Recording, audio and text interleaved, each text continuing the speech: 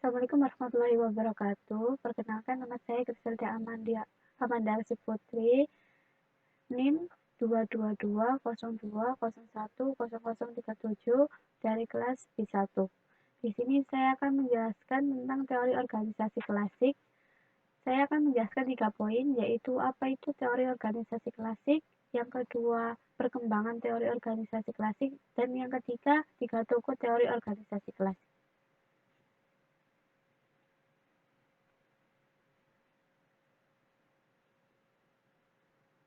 Teori organisasi klasik bisa disebut sebagai teori bisnis. Definisi organisasi menurut teori klasik adalah organisasi yang merupakan struktur, hubungan, kekurangan, kekuasaan, dan tujuan-tujuan dan peranan-peranan atau kegiatan-kegiatan komunikasi dan faktor-faktor lainnya apabila orang itu bekerja sama. Di dalam teori ini, organisasi digambarkan sebelum lembaga yang tersterilisasi dan tugas-tugasnya terrealisasi serta memberikan petunjuk dan mekanisme struktural dan kaku tidak mengendalikan kreativitas orang lain. Teori organisasi klasik sendiri ini dapat disebut sebagai teori organisasi yang paling kuno atau yang paling pertama yang masih sering disebut dengan teori tradisional atau teori mesin.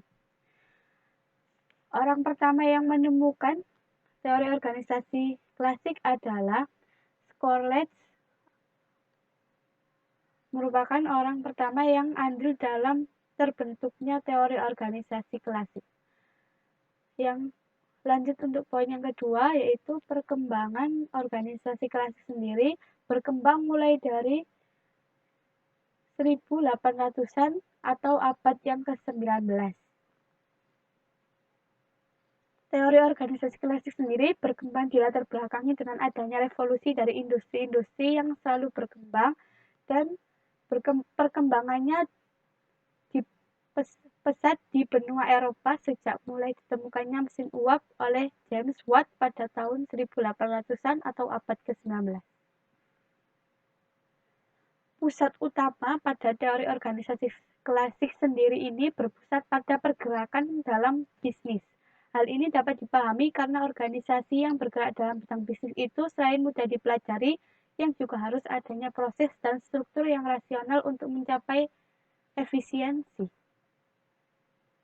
Untuk yang selanjutnya, yaitu 3 tokoh yang berpengaruh dalam perkembangan teori organisasi klasik, yaitu ada 3 tokoh, Harry Fayol, yang kedua Frederick Wilson Taylor, dan yang ketiga ada Max Weber. Saya akan menjelaskan salah satu dari tokoh ini, yaitu Frederick Wilson Taylor. Frederick Wilson Taylor atau yang bisa disebut dengan F.W. Taylor merupakan orang pertama yang mengembangkan manajemen ilmiah. Ahli teknik mesin yang memulai pekerjaan di pabrik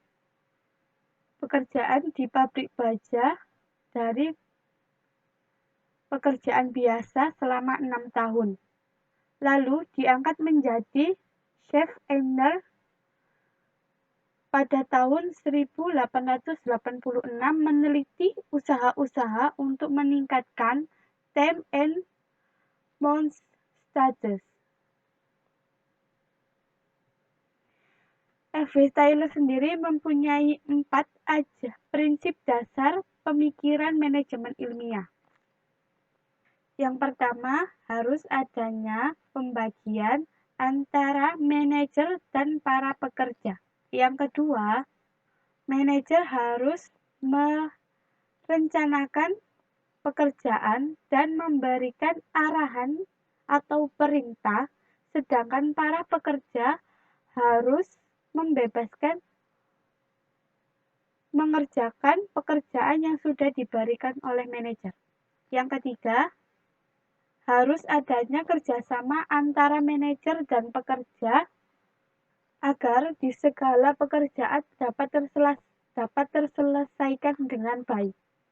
Yang keempat, Setiap pekerjaan yang dilakukan oleh seseorang harus diselesaikan menurut bagiannya masing-masing, dan cara ilmiah untuk melakukan setiap bagian dari pekerjaan tersebut perlu diterapkan sebelumnya. Jika menggunakan teori dari Hans Vanyer dengan buku yang berjudul General Instruction Administration yang diterjemahkan ke dalam bahasa Inggris pada tahun 1949, mengembangkan teori yang memusatkan pada pemecahan fungsional kegiatan administrasi dalam 5 fungsi, yaitu planning, organizing, commanding, coordination, dan controlling, atau bisa disebut dengan OIC. Untuk yang selanjutnya yaitu dari toko Max Weber. Memiliki tipe ideal birokrasi sebagaimana dikemukakannya oleh Weber memiliki prinsip-prinsip sebagai berikut. 1. Yaitu organisasi dalam pembagian tugas yang jelas. 2. Hubungan organisasi yang bersifat impersonal. Yang ketiga, adanya hierarki wewenang. Ada juga kekurangan dan kelebihan dari teori Max Weber, yaitu untuk kelebihan birokrasi Weber yaitu cocok dengan budaya kita yaitu paternalistik. Untuk kekurangan dari birokrasi Weber merangsang berpikir dengan mengutamakan konformitas. Adapun ajaran-ajaran pokok dalam teori organisasi klasik adalah 1. Organisasi itu timbul untuk mencapai produksi dan tujuan-tujuan ekonomi. 2. Hanya ada satu cara terbaik untuk mengorganisasikan produksi dan cara itu dapat dijumpai melalui penelitian yang signifikan dan ilmiah. Yang ketiga, yaitu produksi dapat dimaksimalkan melalui spesialis dan pengembangan pekerjaan. Yang keempat, ada orang dan organisasi kerja yang harus sesuai dengan prinsip-prinsip rasional dan efisiensi. Ajaran ini dimulai dari tahun 1930-an hingga kini masih diakui sebagai pengaruh yang besar terhadap industri. Selanjutnya, kelebihan dan kekurangan dari teori organisasi klasik sendiri yaitu 1. Kelebihan dari teori organisasi klasik 1. Yaitu keefisiensi produktivitas yang tercipta dari tenaga kerja. Yang kedua, lebih mengarah pada pengembangan potensi tenaga kerja. Yang ketiga, mampu memberi rancangan kerja. Ada pula kekurangan dari teori organisasi klasik sendiri, yaitu peningkatan produktivitas sering mengakibatkan pemberhentian kerja atau perubahan yang terjadi dalam pemberian upah atau pemecatan. Yang kedua, teori ini kurang memiliki kebutuhan sosial. Yang ketiga, manajer selalu menganggap remeh individual yang ada di bawahnya.